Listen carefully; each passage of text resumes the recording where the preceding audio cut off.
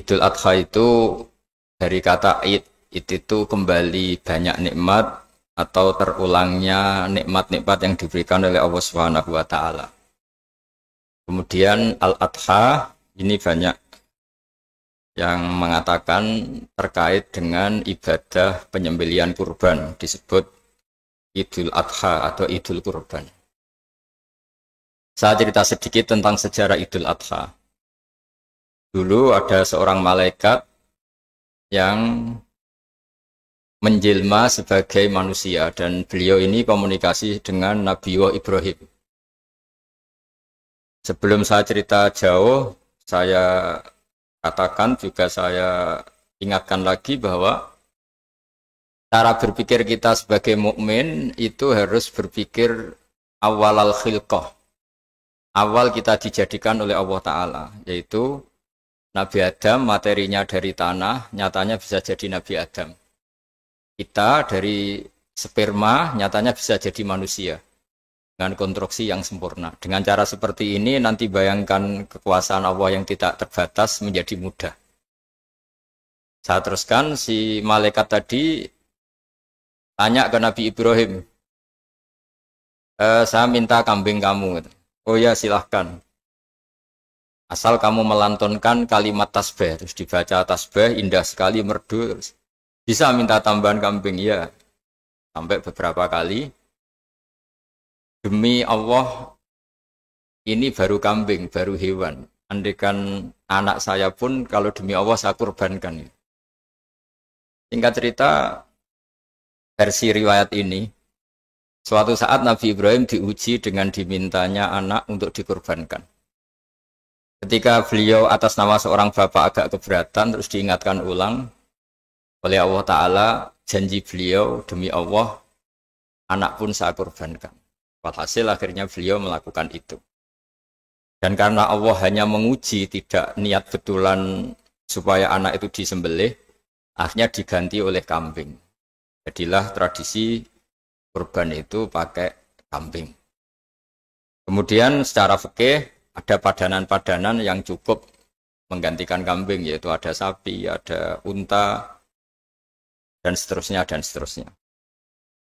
Yang menarik dari sekian referensi yang saya baca, dan ini harus disosialisasikan lah. Sebagian versi itu adalah bahwa Nabi Ibrahim ketika diangkat di alam malakut, di alam langit sana, itu ketemu Allah, kemudian Allah tanya, Ibrahim, banyak hamba-hambaku yang durhaka, tidak tahu saya sebagai Tuhannya. Terus kata Ibrahim, usul ya fa'amidhum, bunuh saja ya Allah.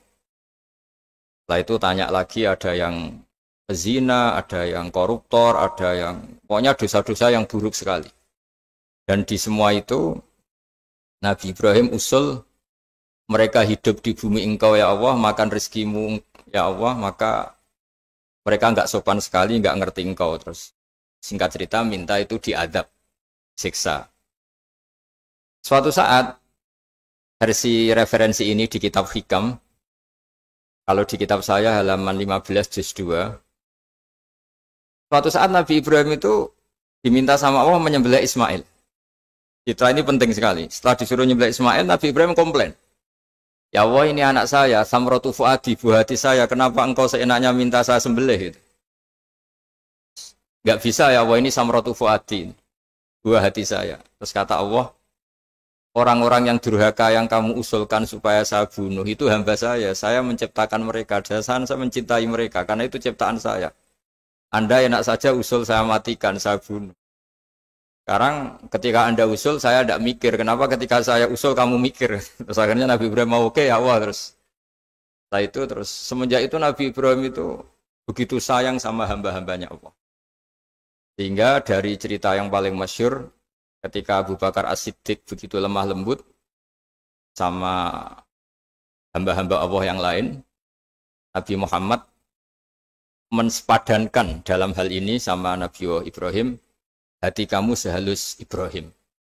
Yaitu Nabi Ibrahim, beliau akhir-akhir punya komitmen, faman tabi'ani fa innahu minni wa man asani fa innaka ghafurur rahim. Ya Allah, orang yang ikut sunnahku maka jelas bagian dari saya. Dan yang sedang durhaka, waman asoni, saya harapkan fa innaka ghafurur rahim. Engkau Maha Pengampun, Maha Penyayang. Semenjak itu menjadi sunnatan mutaba'ah bahwa agama ini agama rahmatan lil alamin, bahwa melihat kemungkaran, melihat kebodohan, ketimpangan, itu komitmen kita ini membenahin, bukan menghabisin. Melihat kesalahan, komitmen kita ini in uridu ilal islaha mastata'tu. Komitmen kita ini ingin lebih baik, bukan mengacaukan dunia ini. Semenjak itu terus syariat-syariat Islam disebut anit tabi millata Ibrahim Hanifa, bahwa kita mengikuti millahnya Ibrahim. Sebab itu kemudian setelah ini menjadi sunnatan mutaba'ah, bahkan banyak ulama yang berpendapat ketika Rasulullah SAW Mi'raj, itu dari sekian Nabi Ulul Azmi yang enggak ketemu itu Nabi Nuh. Nabi Nuh alaihissalam, padahal termasuk Nabi Ulul Azmi. Itu banyak yang menganalisis karena Nabi Nuh itu pernah berdoa, Rabbi la tadhar alal ardi minal kafirina dayar. Nabi Nuh adalah Nabi yang pernah cara Jawa maksud no kaumnya, mendoakan buruk sama kaumnya. Dan itu tidak manhaj, tidak metode yang Nabi Muhammad disuruh ikut metode itu. Tapi Nabi disuruh ikut manhaj atau pola sosiologi, pola dakwah atau pola sosial yang harus mengikuti Nabi Ibrahim anit tabi millata Ibrahim Hanifa. Nabi Ibrahim itu orang yang sangat lemah lembut, yang ngendikan faman tabi'ani fa innahu minni wa man asani fa innaka ghafurur rahim. Sebab itu teman-teman yang di Kanada, yang di mana-mana, kita ngikuti status ilmu hakikat. Di ilmu manusia, negara ini milik Kanada, milik Amerika, milik Eropa misalnya, atau milik mana sajalah. Tapi di status ilmu hakikat, semua itu milik Allah. Sehingga di antara ciri khas Islam adalah kalau dulu agama-agama lain harus salat di tempat peribadatan mereka. Islam mengatakan ju'ilat lanal ardu kulluha masjidan. Semua bumi Allah itu masjid tempat sujud. Sehingga orang Islam fa'enama adrokatu sholat, kamu kapan saja ketemu waktu sholat, ya sholat. Semua bumi Allah itu tempat sujud. Sehingga suatu saat sahabat yang biasa siaha, biasa hidup di perantauan, Nabi memberi nasihat, al-bilad biladullah wal ibad ibadullah, fahaitsuma asabta khairan fa'akim. Semua negara itu milik Allah, semua hamba dimanapun juga hamba Allah. Kamu di mana saja mendapatkan kebaikan, ya silahkan berdomisili di situ. Saya pernah di Korea, itu asik karena itu yang orang-orang katanya teman-teman, saya ini di rumah itu enggak kiai, Gus. Sering di sawah, sering di Tegal. Gara-gara di Korea jadi mufti gitu. Karena enggak ada kiainya gitu. Jadi orang-orang yang enggak jadi kiai di Jawa, mungkin kalau di luar Jawa atau di luar Indonesia malah jadi kiai gitu. Artinya gini, pentingnya jadi kiai bukan menjadi gagah, itu enggak, tapi begini. Dulu bawaannya rakyat itu kan kalau ke masjid komplain, ada masjid bocor kayak ada keran yang kurang baik. Tapi kalau sudah jadi kiai itu tahu rasanya. Betapa nata masjid itu susah, ngelola masjid itu susah, nyari imam itu juga susah, melanggengkan jamaah juga susah. Jadi pentingnya jadi kiai itu bukan gagah-gagahan jadi imam, tapi bertanggung jawab atas proses yang berjalan. Jika dulu di antara nasihat bapak saya, bapak itu termasuk orang yang nggak suka sama orang tawadhu, orang yang sopan. Dulu saya juga iskal itu janggal. Kata bapak, wong tawadhu itu apik, orang sopan itu baik. Tapi biasanya itu cara orang menghindari tanggung jawab. Disuruh jadi kiai nggak mau. Tapi kalau ada kiai salah komplain itu. Disuruh jadi menteri nggak mau, kalau ada menteri salah komplain itu. Disuruh jadi apa nggak mau. Kesannya tawadhu, tapi sebenarnya hanya menghindari tanggung jawab. Disuruh pidato nggak mau, disuruh jadi MC nggak mau. Tapi kalau ada orang salah komplain itu. Jika kata bapak tawadhu itu baik, asal tawadhu betul itu. Tapi kebanyakan nggak, tawadhu itu menghindari tanggung jawab sambil cari salahnya orang lain. Nah ini yang tawadhu yang akhirnya kurang baik. Nah teruskan, jadi Nabi Ibrahim ini panutan yang luar biasa. Beliau adalah orang yang alami sekian proses sosial yang akhirnya diakui sebagai Khalilur Rahman, orang yang sangat dicintai Allah Ta'ala. Di antara sebab dicintainya Nabi Ibrahim adalah seperti yang dialami Nabi Adam. Nabi Adam ketika turun di bumi, itu keresahan pertama itu bukan karena kurang makanan atau kurang minuman, itu enggak. Beliau turun di bumi, mendapati bangsa yang lain, kalau dalam kitab disebut Banul Jan. Itu dia janggalnya Masya Allah. Ini orang makhluk-makhluk ini kok tidak kenal sama Allah yang menciptakannya. Kan aneh ya kalau kita hidup di Kanada terus nggak tahu PM-nya siapa, Perdana Menterinya siapa, kita hidup di Indonesia nggak tahu presidennya siapa. Itu kan aneh. Kita hidup di kampung nggak ngerti lurahnya siapa aja aneh. Ini hidup di buminya Allah kok nggak tahu Allah itu siapa. Nggak pernah menyebut Allah. Padahal harusnya yang paling dikenal pertama itu ya zat yang menciptakan kita, menciptakan langit bumi dan sebagainya. Sehingga beliau itu gerutu itu komplain. Ya Allah ini enggak fair dunia ini, engkau yang menciptakan, engkau yang memberi rezeki, kemudian mereka tidak kenal engkau. Ini kata Nabi Adam alaihissalam. Barokahnya komplain itu, jadi komplain itu yang diridhoi Allah juga banyak. Akhirnya Allah meridhoi Nabi Adam, dosa-dosanya, salahnya itu diampuni. Ya ukuran seorang Nabi, beliau dianggap salah itu diampuni, karena keresahan beliau itu takut Allah enggak dikenal. Nah, masjid yang di Kanada, di Montreal juga ketakutan kita ini jangan sampai orang Islam tidak punya tempat ibadah. Meskipun setelah punya tempat ibadah, ketakutan kita jangan-jangan ibadahnya tidak sesuai sunnah Rasul. Setelah sesuai sunnah Rasul kita takut lagi, jangan-jangan memaksa sesuai tapi karena ingin benar. Dan setelah ingin benar, takutnya secara tasawuf ngimani kebenaran itu. Bukan ngimani rahmatnya Allah tapi ngimani kebenaran itu. Akhirnya jadi ujub. Ujub itu bangga amal diterima karena kebaikannya, bukan karena fadlnya Allah, karena anugerah. Nah ketakutan-ketakutan ini khas orang soleh. Orang soleh itu kalau nggak sholat takut. Setelah sholat takut nggak sesuai syarat rukun. Setelah sesuai semua takut iktimat alal amal. Membanggakan kebenaran. Tapi bukan membanggakan luasnya rahmatnya Allah Ta'ala. Sehingga di luar ilmu fikih ada ilmu namanya ilmu tasawuf. Ilmu yang mengelola hati. Jadi ibarat orang itu kalau yang paling masyhur dalam cerita-cerita orang sufi. Ada orang sudah masuk surga karena tidak pernah dosa sama sekali. Ini cerita-cerita yang melegenda di dunia tasawuf. Tanya Allah, kenapa kamu masuk surga? Karena saya taat terus ya Allah, nggak pernah maksiat sama engkau. Berapa lama kamu hidup di dunia? 80 tahun. Ya sudah, karena taat kamu 80 tahun, ya surga kamu 80 tahun. Ya komplain, ya Allah katanya surga selamanya. Kenapa ini hanya 80 tahun? Yang selamanya itu rahmat saya. Kalau amal kamu kan terbatas 80 tahun, maka balasannya hanya 80 tahun. Nah semenjak itu beliau sadar, oh ya ya Allah, masuk surga itu fadlmu, anugerahmu, amal saya tidak ada bandingannya dengan surgamu. Nah ini jadi sehingga keyakinan ahli sunnah wal jamaah diantara ciri khasnya adalah masuk surga itu karena fadlnya Allah, karena anugerahnya Allah. Maksudnya itu oke, kita amal, tapi amal kita tetap terbatas. Tidak memberi kontribusi pada kerajaan Allah, pada kedikjayaan Allah sebagai Tuhan. Yang tidak terbatas adalah fadlnya Allah Subhanahu wa Ta'ala.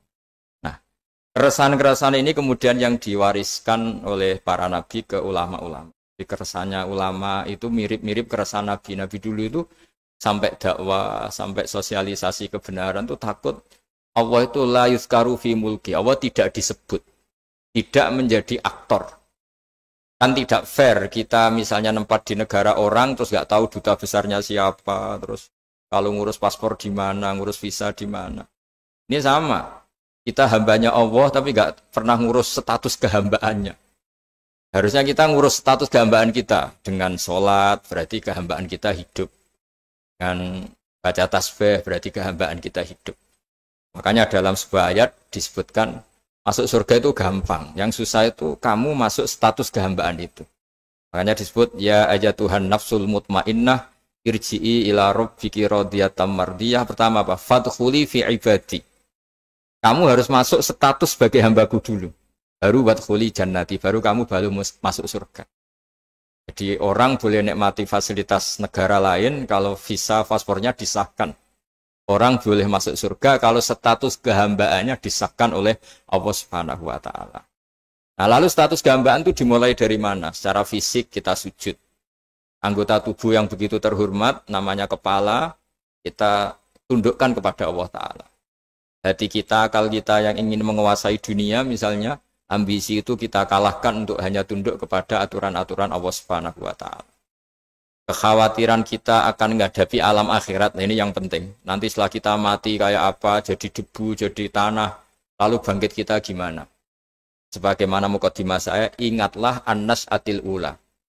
Ingatlah penciptaan pertama, bahwa Allah punya reputasi menciptakan Nabi Adam dari tanah, dan di tubuh Nabi Adam itu tersimpan calon generasi berikutnya ila yaumil qiyamah. Kayak apa susahnya bikin Nabi Adam kalau andikan kita boleh berpikir. Bikin satu master manusia yang akan melahirkan manusia seluruh dunia. Ibaratnya chipnya itu sudah ada di punggung Nabi Adam. Dan itu materinya dari tanah. Dengan berpikir gitu, maka ketika kita meninggal, sudah jadi tanah, kembali lagi jadi manusia adalah hal yang mudah. Karena Allah punya reputasi menciptakan manusia super, yaitu Nabi Adam dari tanah. Jika setiap kali kita iskal janggal terhadap kekuasaan Allah, kata Allah Ta'ala, Qul yuhihal ladzi ansha'aha awwala marrah. Kalau kamu janggal terhadap kemampuan saya, kemampuan kami menghidupkan tulang belulang yang sudah rapuh, sudah hancur, maka ingatlah reputasi saya, kata Allah, reputasi kami menciptakan Adam dari tanah.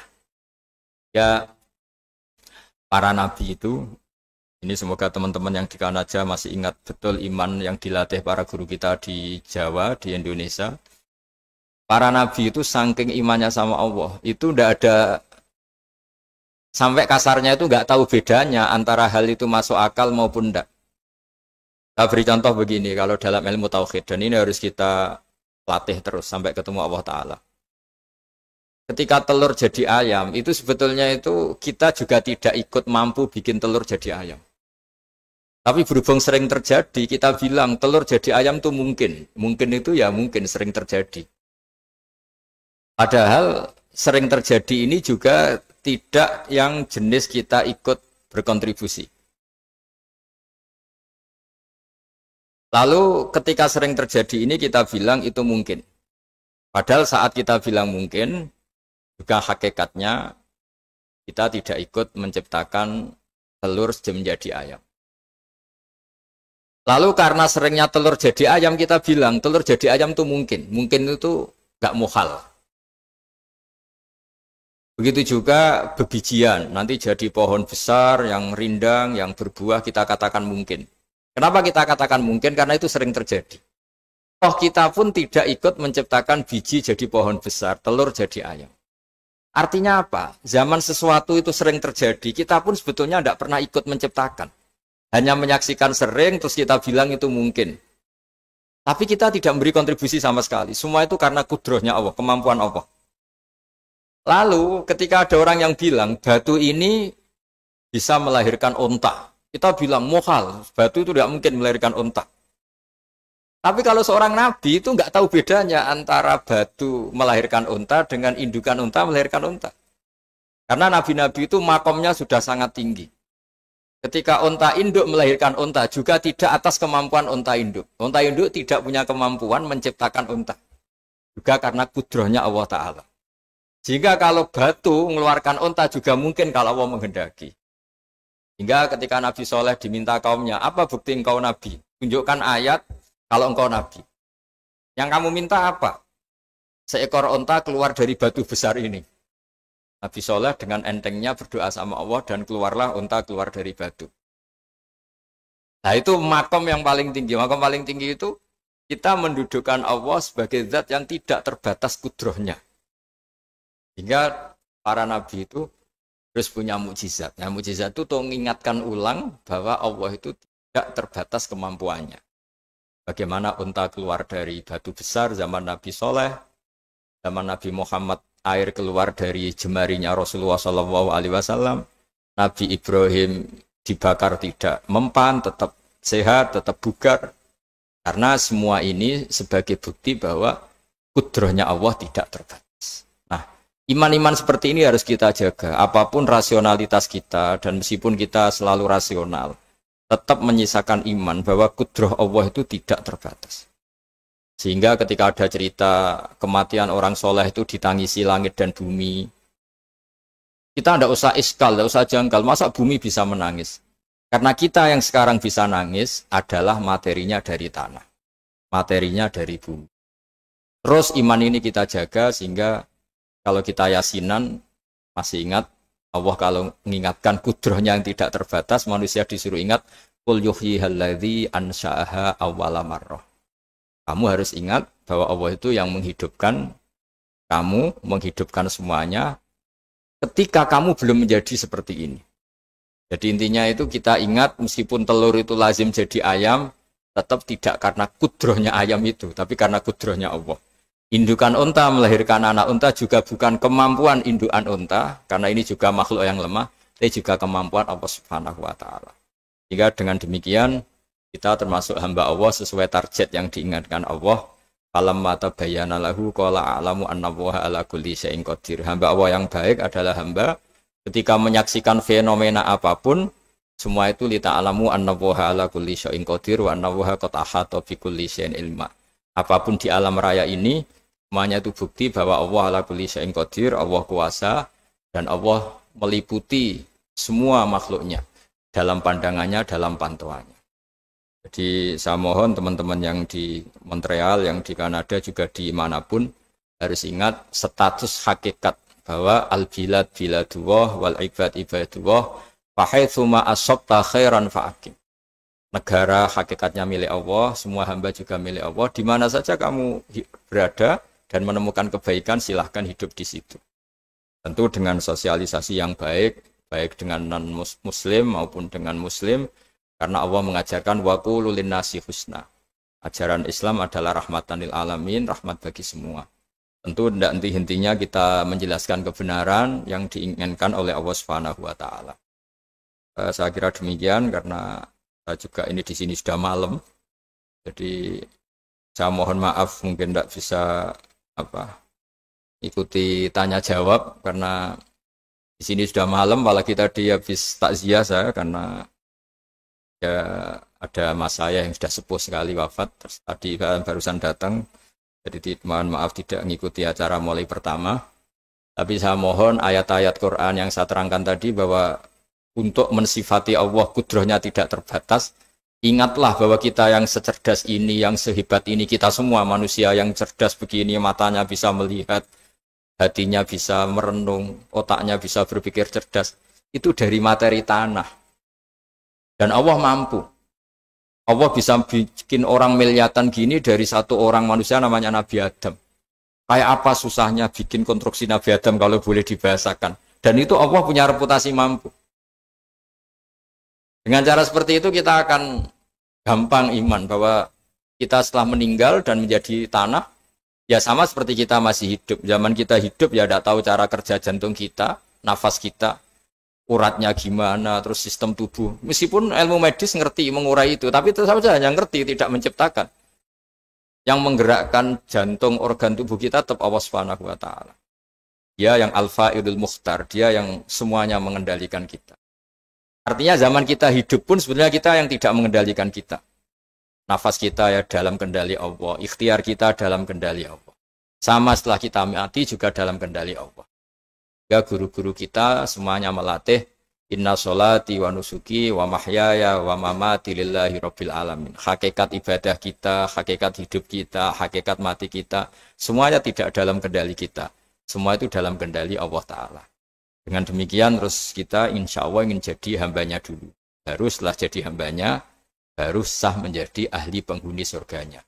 Wadkhuli fi ibadi, baru wadkhuli jannati. Masuklah berstatus sebagai hambaku, baru engkau, kalian semua layak menjadi penghuni surgaku. Dia akan memaknai kalimat-kalimat yang sering Anda baca ketika sholat. Di sholat saat ada i'tidal ngendikan apa? Rabbana lakal hamdu, ayo dibaca mil'us samawati wa mil'ul ardi wa mil'u ma syi'ta min syai'im ba'du. Sama nani secara tradisi pesantren, Rabbana do pangeran kita, laka iku kaduwe panjenengan alhamdulillah segala puji. Engkau punya segala puji. Mil'us samawati, yang pujian itu memenuhi langit. Tentu langit itu penuh dengan pujian. Semua malaikat bertasbih, bertahmid.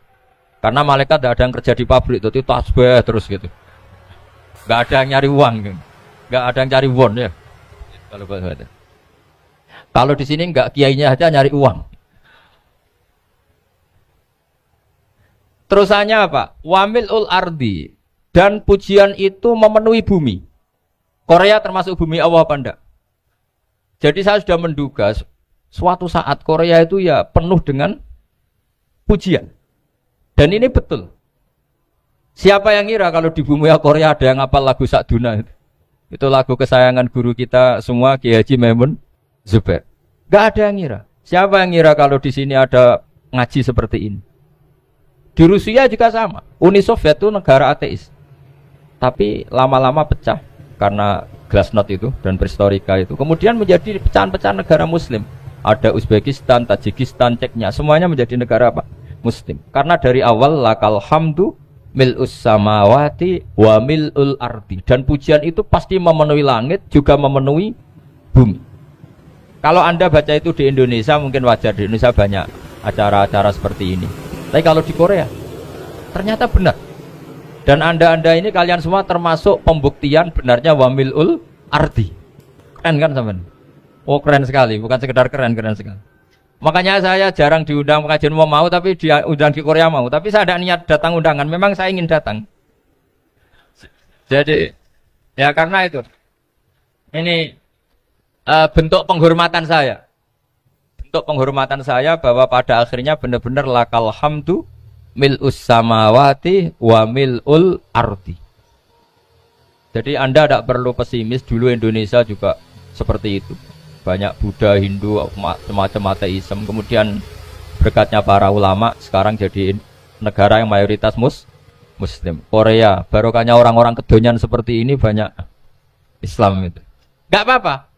Karena sebagian agama Islam, sebagian sejarah ditulis di bawah pedagang-pedagang Gujarat.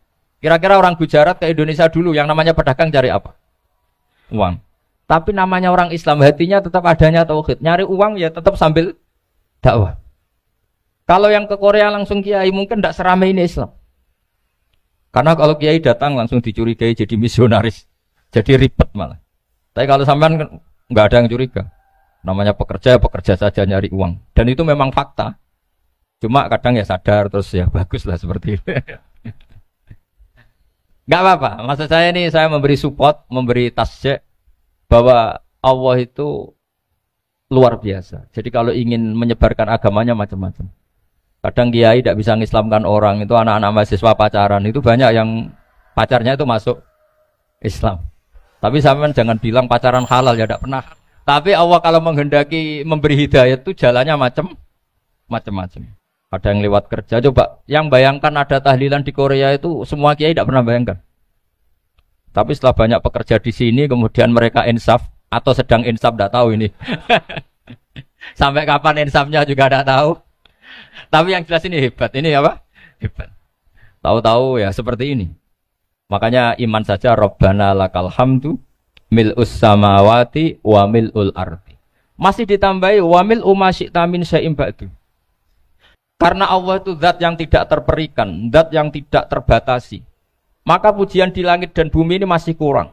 Masih ada apa saja yang nanti akan dipenuhi oleh pujian kepada Allah Subhanahu wa ta'ala. Wa mil'u ma syi'ta min syai'in ba'du. Dan pujian kepada Engkau ya Allah akan memenuhi semua ruangan yang Engkau kehendaki. Mungkin suatu saat negara-negara yang sekarang yang paling minim Islam itu di Amerika Selatan. Kayak di Argentina dan sebagainya. Nanti suatu saat juga penuh dengan pujian. Karena tetap Rabbana lakal hamdu mil'us samawati wa mil'ul ardi wa mil'u ma syi'ta min syai'in ba'du. Saya di Jogja setiap akhir ngaji saya ajarin wiridan. Mungkin wiridan ini tidak asing bagi jenengan karena sering saya baca. Subhanallah wa bihamdihi adada khalqihi wa ridho nafsihi wa zinata arsyihi wa midada kalimah. Bahwa kita memuji Allah itu adada khalqi, sesuai jumlah makhluk Allah. Semua makhluk Allah meskipun kelihatannya mengecewakan, ini semuanya memuji sama Allah Subhanahu wa taala. Meskipun kadang kita kecewa, kadang kita tidak cocok. Coba barokahnya Anda ini agak-agak kecewa gitu dengan Indonesia karena nggak menyediakan lapangan kerja untuk Anda. Tapi ya nggak kecewa-kecewa amat ya, agak-agak saja. Karena Anda tetap semua mencintai Indonesia. Gara-gara agak-agak kecewa cari negara lain. Akhirnya di Korea, ada yang di Jerman, ada di Inggris. Tapi bawaan pernah ngaji di musola, Islam ini ke bawah. Sehingga karena Islam ini ke bawah, tahu-tahu ada komunitas yang memikirkan Islam. Umumnya orang mikir Islam itu ya bikin masjid. Kalau di Korea unik, nyewa apa? Nyewa gedung untuk masjid. Itu kalau diceritakan di Indonesia aneh. Ini masjid sewaan. Masjid. Tapi kalau di sini lazim, karena kalau beli mahal ya cukup sewa. Saya tidak tahu kalau dalam terminologi agama tempat Anda sujud ini nanti jadi saksi di akhirat. Itu yang permanen apa yang sewaan enggak tahu. Jadi nanti bumi ini tanya, ya saya ya Allah pernah dipakai sujud, tapi setelah 1 tahun nggak kuat menambah lagi. Makanya saya dukung tadi yang ada gerakan masjid apa. Sebenarnya permanen nggak permanen itu tetap bagus, ada usah memaksakan. Yang jelas saya sudah ikut nyumbang lelang tadi, dan saya berharap uang itu benar-benar untuk masjid. Kalau untuk takmirnya juga nggak apa-apa, yang penting untuk menghidupi masjid. Saya juga termasuk kiai yang nggak suka kalau hukum itu terlalu fanatik. Misalnya uang ini untuk masjid, kemudian imamnya diterlantarkan. Karena alasannya ini untuk masjid. Imam kan tidak masjid. Nah ini kalau imamnya nggak diservis, kemudian mutung terus pulang ke Indonesia. Ini jadi masalah. Tapi saya juga nggak suka kalau ada negara gitu. Betul-betul saya tidak suka. Yang imamnya itu terlalu diservis. Ini buruk sekali kan. Pernah ada anekdot, ini anekdot tapi nyata. Ada negara yang sangat sehat, Islamnya sangat sehat. Itu imamnya 1 bulan tuh digaji 70 juta. Kira-kira 70 juta dibagi 1 hari berapa? 5 sholat ya? 5 kali 30 berapa? Kira-kira saja. 150. Berarti per sholat dapat berapa ya? Kira-kira. Kan biasa potong gaji kalau... Berapa kira-kira? Singkat cerita, si kiai dari luar negeri tadi cerita apa Indonesia?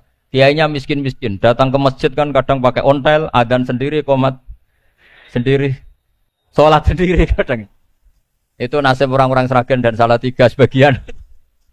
Itu yang lapor karena mereka itu. Kalau Rembang insya Allah enggak. Tapi ada semuanya Salatiga, sebagian begitu. Itu yang cerita kiainya, bukan ini bukan hoax. Memang kiainya cerita. Nasib kiai di Salatiga Gus katanya. Itu digojlok, tapi tetap sholat. Sehingga cerita orang tadi cerita, imamnya di sana naiknya Mercy, muadzinnya pakai BMW. Itu tetangga sebelah Indonesia banyak yang fasilitas imam seperti itu. Karena gajinya sampai 70 juta. Setelah dia cerita bangga karena negaranya mengapresiasi imam sholat, sama ke Indonesia dia omongin gini, makanya kamu sholat terus, takut potong gaji ya. Gitu. Itu kagetnya bukan main dia. Dikira itu satu sifat kelebihan negaranya, ternyata buruk sekali karena imam sholat karena takut potongan gaji. Akhirnya ke Indonesia bangga, alhamdulillah kita sholat tambah gaji. Dan tetap sholat. Keren mana yang digaji sama Anda? Ini yang di atas ini banyak calon imam. Tidak keren mana imam yang digaji sama Anda? Keren yang enggak. Tapi kalau pertanyaannya dibalik, keren mana jamaah yang peduli imamnya sama yang enggak peduli? Jadi jawabannya harus tetap seperti itu. Imamnya keren yang ikhlas. Tapi jamaahnya keren yang peduli imamnya. Jelas ini ya fatwa saya ya. Gimana? Imamnya baik yang ikhlas. Tapi jamaahnya baik yang peduli nasibnya. Tapi sekali imam dari awal enggak ikhlas, itu harus di PHK. Itu bahaya bagi agama kalau awalnya sudah ada ikhlas. Karena nanti setelah habis subuh terus dihitung. Wong setahu saya sholat terus kok kenapa gajinya tinggal segini? Ya, setahu saya sholat terus kok gajinya tinggal segini. Terus nanti takmirnya bilang, kemarin duhur Pak Yai tidak ngimamin. Kemarin asar tidak ngimamin. Terus dihitung. Bisa enggak agama akan berjalan seperti itu? Enggak kan? Ya makanya pertanyaannya tadi, suka atau punya imam ikhlas? Suka. Tapi imamnya juga suka kalau jamaahnya peduli. Ini penting saya utarakan karena agama itu beda. Agama ini diurus oleh Allah Subhanahu. Jadi kita mengerahkan pemikiran itu bukan karena kita akan menyelamatkan agama ini, tidak. Agama ini diselamatkan oleh Allah Subhanahu wa taala. Coba kayak apa Uni Soviet kuatnya itu. Mengkooptasi supaya orang semuanya ateis, semuanya komunis. Itu 100 tahun Uni Soviet begitu. Tapi orang-orang Uzbek, Ceknya, Tajikistan tetap ngajari anak-anaknya tauhid. Itu ada yang cerita itu sampai mengajarkan tauhid itu di bawah tanah, di basement. Tapi Allah menghendaki Rusia itu Uni Soviet jatuh. Ketika jatuh, negara-negara ini langsung menjadi negara Islam, yaitu Uzbek, Tajikistan, Ceknya. Mungkin enggak mereka langsung menjadi negara Islam, andai kan saat menjadi Uni Soviet benar-benar menjadi ateis. Enggak mungkin kan? Karena saat dikooptasi Uni Soviet, akidah mereka tetap tauhid, cuma nggak berani muncul. Artinya apa? Uni Soviet nggak bisa menghabisi Islam. Kurang kerennya Uni Soviet zaman itu, bisa nggak menghabisi Islam? Nggak bisa. Donald Trump dulu termasuk Islamfobia, tapi setelah dia anti-Islam, malah orang Amerika demo supaya memperhatikan Islam. Nggak bisa. Makanya Korea pun nggak bisa menghabisi Islam. Kalau sampean menghabisi Islam sendiri bisa. Karena terus gak mau sholat, gak mau zakat itu sampai, tapi sampean tok yang Islamnya habis, Islam tetap baik-baik saja. Makanya ini penting saya utarakan supaya kamu pede bahwa agama ini pernah dibawa orang yang pedagang. Ya soal ada sebagian pendakwah yang ikhlas ya banyak, tapi sejarah yang gampang kita lihat adalah Islam itu dibawa oleh apa? Pedagang Gujarat, pedagang India. Enggak apa-apa, sejarah itu meskipun sebagian menentang enggak apa-apa, tapi sejarah itu tetap ada. Pasti sebagiannya memang seperti itu. Dan itu enggak masalah. Saya ulang lagi, itu enggak masalah. Coba dulu pemain bola kalau di Inggris itu kalau mau sholat susahnya bukan main. Apalagi kalau mau puasa. Kalau di sini kerja puasa katanya mati lu kalau apa? Puasa. Kalau mau sholat katanya dicari mana ini berhalanya kok. Kata orang-orang ateis kan gitu, dicarikan patungnya. Kali ini sholat kok enggak ada patungnya, ini gimana ini. Ya ngalamin gitu. Tapi Allah Maha Kuasa. Banyak investor mana itu Dubai atau Qatar yang tertarik investasi di dunia bola. Kayak Sulaiman Al-Fahim makanya beli Manchester City. Itu sekarang pelatihnya negara orang sholat gak berani. Bahkan di tengah stadion dibangunkan masjid. Kalau sampai daftar jadi muadzin bisa. Apa nyanyi Sakduna di sana juga bisa. Dulu Aljazair bencinya bukan main. Apa Perancis sama orang Islam itu bencinya bukan main. Barokahnya Zidane pemain bola dan juara dunia. Terus Zidane turunan Aljazair. Akhirnya orang Perancis itu mencintai Islam, itu barokahnya sepak bola. Allah punya sekian cara untuk mengenalkan Islam. Di Perancis dikenalkan lewat pemain sepak bola. Nah di Korea ini yang agak unik, dikenalkan lewat pecinta wow. Saya jamin ini tidak apa-apa, sudah tidak apa-apa, sudah aman, pokoknya aman. Saya jamin aman.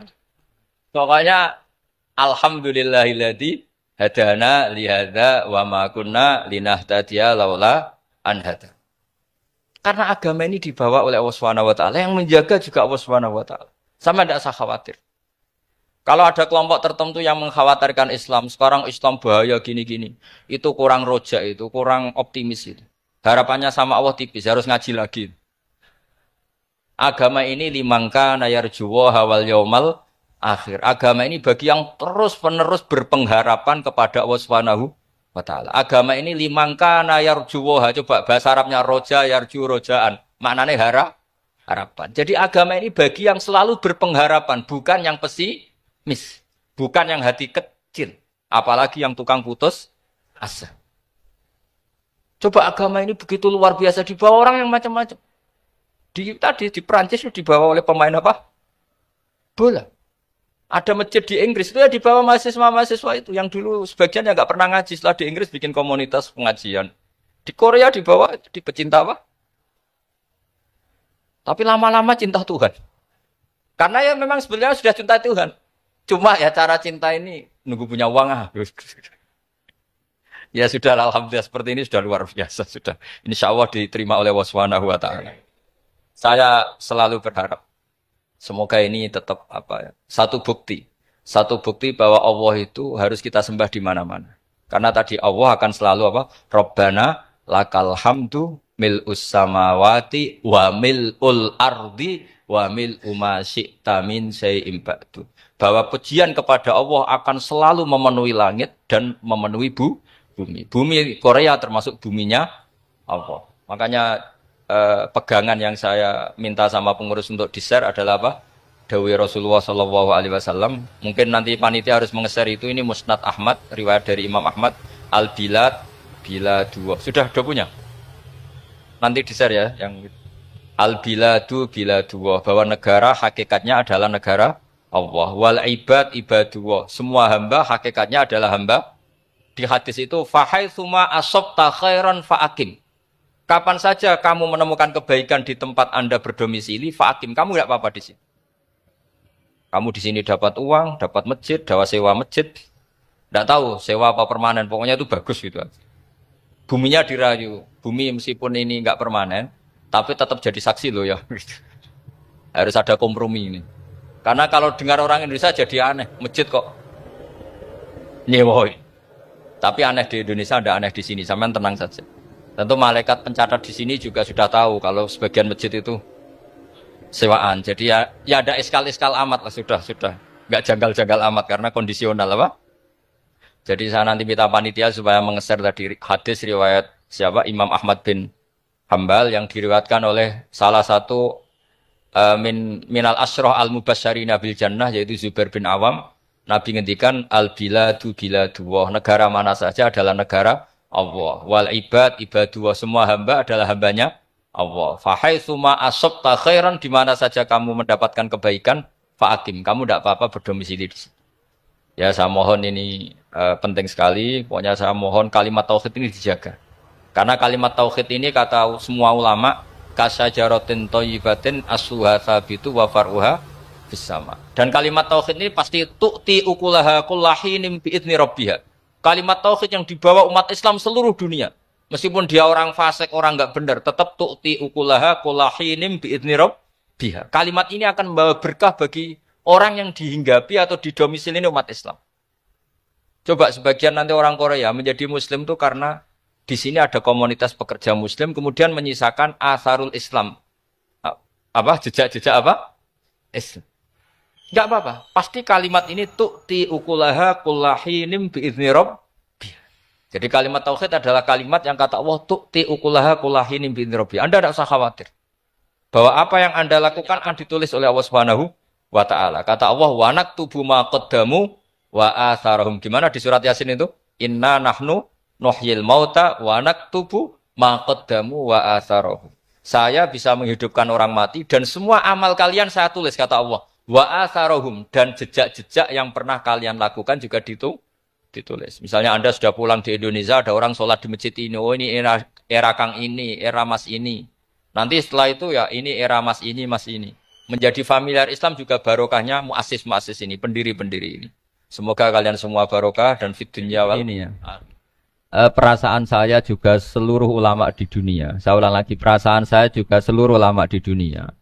Bahwa Islam masuk itu macam-macam sebabnya. Dulu kita tahu, kita sebagai warga Indonesia, Islam masuk itu ya dibawa orang yang agak kedonyan, ya kayak jenengan lah kira-kira gitu. Ya kayak mbak-mbak ini, ya agak-agak mata duitan itu. Karena kita tahu rata-rata ahli sejarah mengatakan Islam di Indonesia dibawa kiai apa pedagang. Pedagang itu nyari uang apa nyari dakwah kira-kira. Ya semoga Anda mirip-mirip seperti itu. Ya jadi nyari uang karena ada nurani Islam sehingga tetap saja membawa Islam. Saya tidak tahu Islam Anda ala apa, tidak tahu. Pokoknya mau ngaji ya berarti Islam ala ahli sunnah wal jamaah. Jadi ini penting saya utarakan bahwa Islam itu agama yang mudah difahami. Sehingga dibawa pedagang saja ya kasil gitu. Dibawa orang yang kedonyan gak jenengan juga kasil gitu.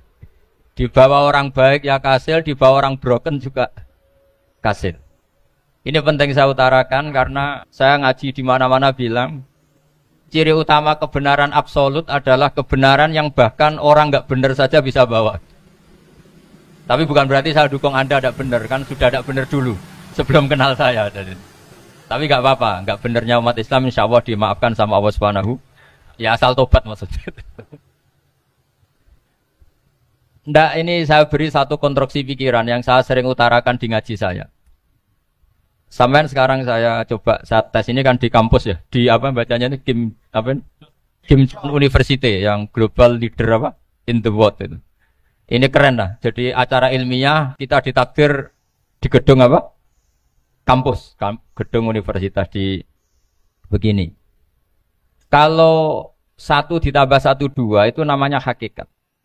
Ciri utama hakikat adalah siapapun akan menerima.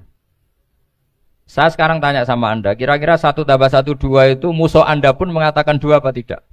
Ya. Pekerja Korea ya bilang 2, Rektor Al-Azhar juga bilang 2. Kamu yang sekarang sedang mungkin sebagian broken sama istri juga bilang 2. Istri kamu yang mangkal sama kamu juga bilang 2. Yang cemburu ya bilang 2, yang dicemburuin juga bilang 2. Karena begitu mudah kebenaran absolut diterima oleh siapa saja. Begitu juga eksistensi Allah sebagai Tuhan. Itu mudah diterima oleh siapa saja. Sehingga pembawanya tidak perlu seorang kiai atau gus atau mubalek atau ketua muin, tidak. Cukup karyawan pekerja Korea. Karena kebenaran absolut itu kebenaran yang mutlak. Siapa saja yang waras pasti ngakui. Kira-kira orang yang berpikir sehat pasti berpikir begini, ini yang diajarkan Quran. Bumi ini kadung wujud, sudah wujud kadung wujud, punya eksistensi. Mungkin nggak sesuatu yang wujud kemudian disebabkan oleh sesuatu yang nihilisme, yang tidak ada. Mungkin enggak? Tidak mungkin. Yang namanya penyebab itu harus sesuatu yang wujud.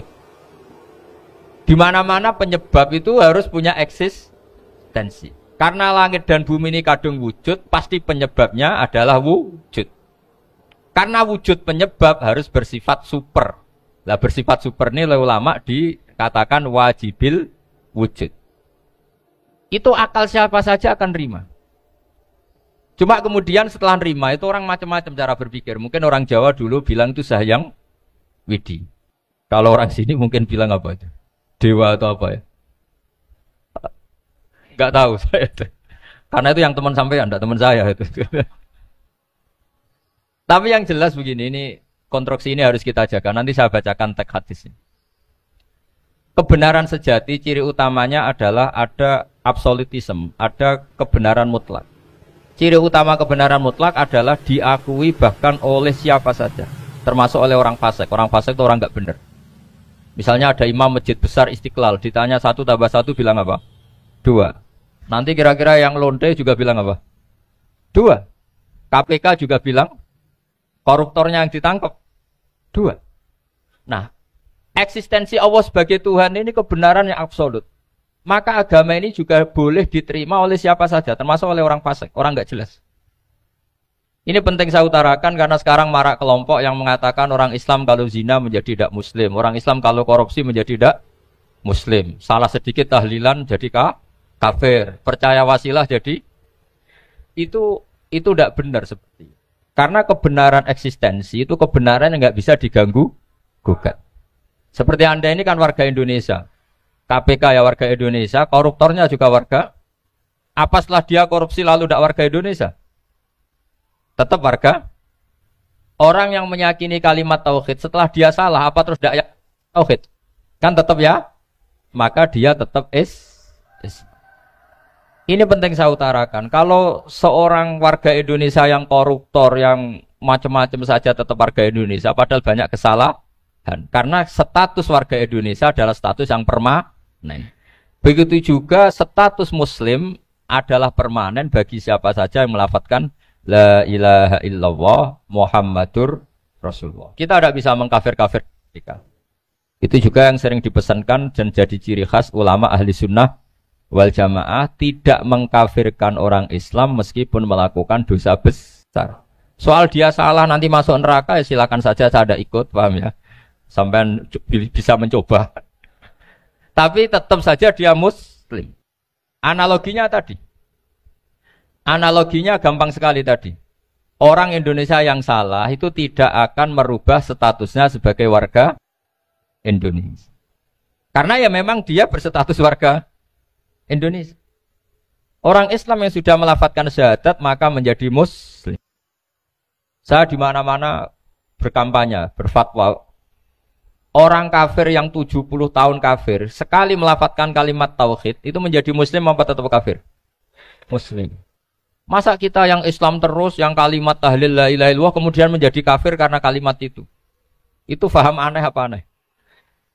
Wong yang kafir saja menjadi muslim karena kalimat tauhid, yang Islam menjadi kafir juga karena kalimat. Ini ngajak apa-apaan? Ya ngajak goblok-goblokan, kira-kira kan gitu. Ini penting saya utarakan karena ini penting.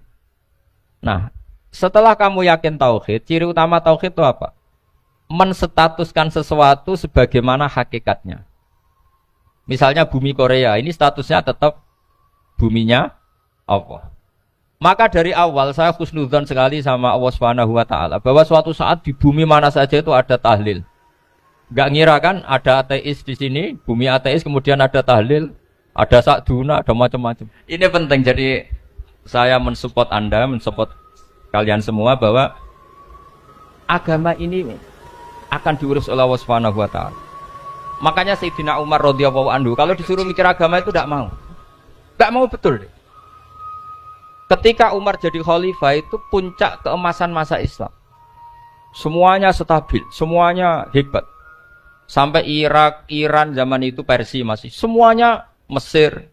Itu semuanya ikut Islam. Ketika Islam pada puncaknya, yang dikhawatirkan oleh masyarakat adalah begini. Lalu setelah Umar itu bagaimana? Islam setelah dipimpin orang yang tangguh, yang kuat, yang waroi, yang zuhud.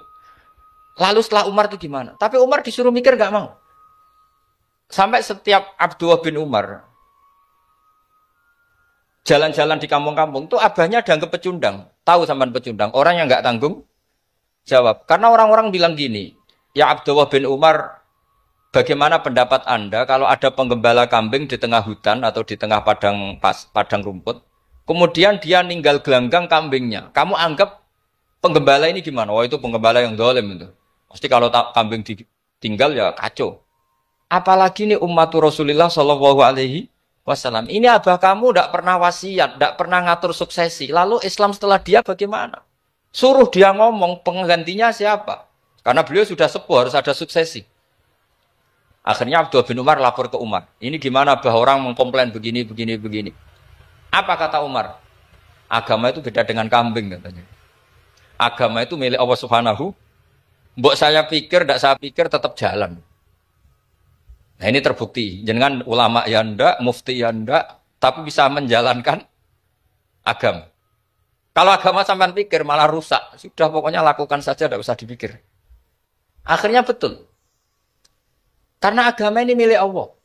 Soal kita serius memikirkannya itu karena khidmah. Karena kita ingin berbakti pada agama. Tapi Anda tidak boleh berpikir kalau agama ini butuh pemikiran Anda.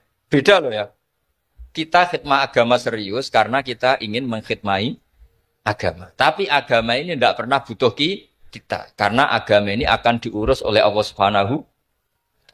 Coba pas sampean kecil, orang jilbaban di Indonesia itu banyak apa banyak sekarang?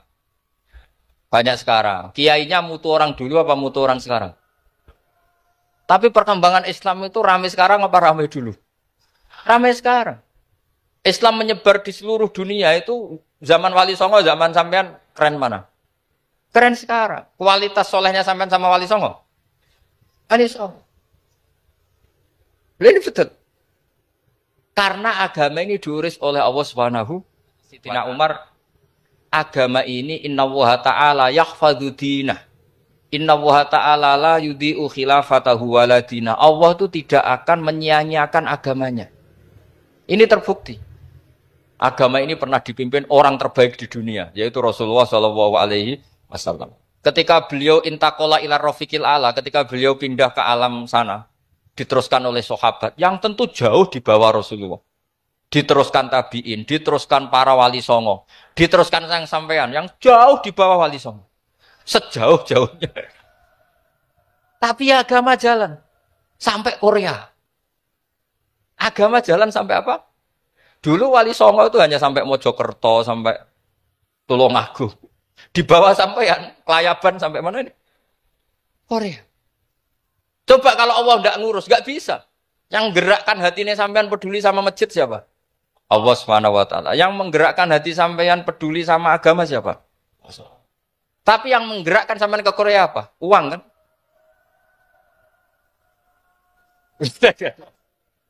Enggak, enggak apa-apa, jujur saja, jujur. Ya, santai aja. Ini bagian dari keramatnya jenengan. Niatnya enggak bener tapi dibenerin Allah di sini. Dari awal niatnya kan uang gitu. Tapi setelah di Korea dibenerin Allah. Mbok ingat agama gitu. Keren kan? Makanya yang syukur sama Allah Subhanahu wa taala. Yang bisa hanya Allah taala. Makanya dalam dunia kiai selalu baca apa? Alhamdulillah alladzi hadana li hadza wa ma kunna linahtadiya laula an hadana Allah. Alhamdulillah kita diberi hidayat seperti ini. Kalau tidak Allah tidak bisa. Sudah mata duitan, kadang istri ngomel, mertua tidak percaya. Sudah setengah-setengah broken gini saya tidak tahu sampean ke Korea itu karena broken pas saking sayangnya keluarga. Potensinya hanya dua. Dibela-belain kerja demi keluarga atau agak broken maka ke sini. Tapi apapun potensi itu tetap baik. Itu takdir sudah, itu takdir tidak usah dibicarakan. Semua itu apa? Karena orang kalau sedang rukun ya tidak mau tukaran, kalau sedang tukaran ya tidak mau rukun. Itu sudah semuanya takdir. Kata bapak saya dulu kalau ada orang mau jualan tanah, Pak Yai tanah saya mau saya jual. Ini gimana padahal ini tanah warisan. Kata bapak, nak waya adol ya adol. Memang ini saatnya jual ya jual saja. Nanti kalau kaya saatnya beli ya beli saja. Karena kalau sudah saatnya jual mau beli ya nggak mungkin kan. Mau memang saatnya jual. Kalau sudah kaya kan nggak mungkin jual tanah. Saatnya beli. Maka semoga masalah di keluarga sampean ya masalah musiman. Maksudnya yang tukarannya ini musiman. Yang rukunnya permanen. Jangan tukarannya permanen, rukunnya musiman. Setelah melihat yang lebih cantik, katut babon. Nggak tahu saya nggak tahu. Nah ini semoga katut masjid ini bagian dari kafaroh sampean itu. Jadi kafaroh kesalahan-kesalahan di sampean. Assalamualaikum warahmatullahi wabarakatuh.